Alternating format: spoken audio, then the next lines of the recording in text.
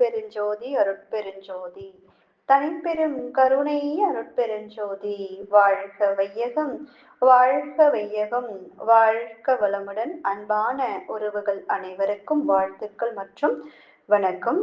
ஆசை, தேவையில்லாத ஆசை, அதாவது நிறைவு செய்ய முடியாத 100 ஆசை குப்பைகளை மனதில் சேர்த்து வைத்துக் கொண்டு திணறுவதில் யாருக்கு என்ன லாபம்?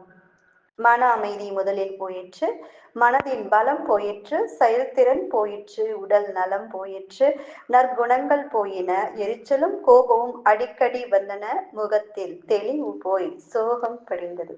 ஆகையினால் மனதின் நிலையை மாற்றி அமைக்க, மனதின் தரத்தை உயர்த்த முறையான உள பயிற்சி அவசியமாகிறது. நமது மனவளக்கலை பயிற்சியில் மனம் தன் திறமையையும் உறுதியையும் வல்லமையும் பெருக்கிக் கொள்ளும் பயிற்சிதான் அகத்தவ பயிற்சியே ஆகும். இதனைதான் குண்டலினி யோகம் என்கிறார். தன்னை பற்றி, தன் தேவையை பற்றி, தன் செயலின் விளைவை பற்றி, தன் தகுதியை பற்றி, தன் மதிப்பை பற்றி ஆராய்வதுதான் தற்சோதனை என்கிற தன்னை ஆராயும் பயிற்சியாகும்.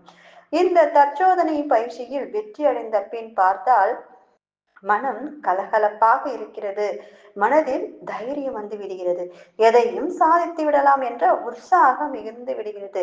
மனதின் குருக்கள் ஒழிந்து விசாலம் வந்து விட்டதால் பொறுமை, அன்பு என்ற பல நற்குணங்கள் மிகுந்து இருக்கின்றன.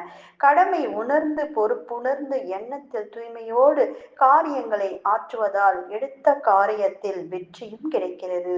எனவே இந்த மனமானது துன்பத்தில் இருந்து இன்ப நிலைக்கு செல்ல அதுக்கு என்ன வழி பார்த்தீங்கன்னா, துன்பம் குறைத்திட இன்பம் நிலைத்திடும், இன்பம் பெருகிட துன்பம் விளைந்திடும். அதாவது இன்பம் அதிகமாகும் போதுதான் நமக்கு துன்பமே வருது அப்படின்னு சொல்றாங்க. துன்பம் குறைந்திட இன்பமானது நிலைத்திடும்னு சொல்றாங்க.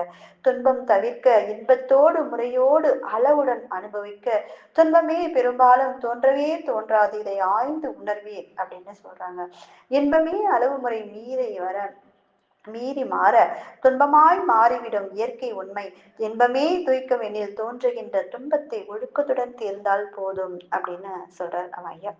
கண்டிப்பா இன்பம் அதிகமாக அதிகமாக நமக்கு அனுபவிக்கும் போது, அது அளவு முறை மீறும் போது அது துன்பமாகவே மாறிவிடுகிறது. எனவே நாம் இன்பத்தையும் அளவு முறையோடு நாம் செய்யும் போது நமக்கு துன்பம் என்பது ஏது?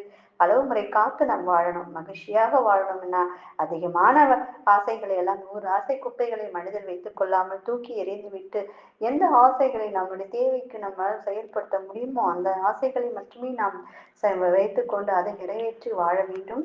சிந்தனை செய்யுங்கள். வாழ்க வளம்.